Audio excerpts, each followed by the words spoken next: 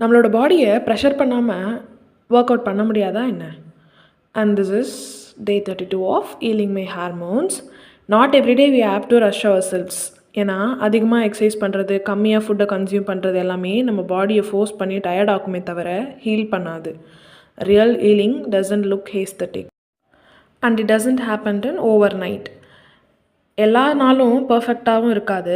சில நாள் ஹீலிங்ன்றது கில்ட்டாக ஃபீல் பண்ணாமல் அன்னைக்கு அதை நம்ம ரெஸ்ட்டுன்னு எடுத்துக்கலாம். சில நாள் நம்ம எதுவுமே சாப்பிடாமல் இருக்கிறத விட ப்ராப்பராக சாப்பிட்றோன்னு இருக்கலாம்.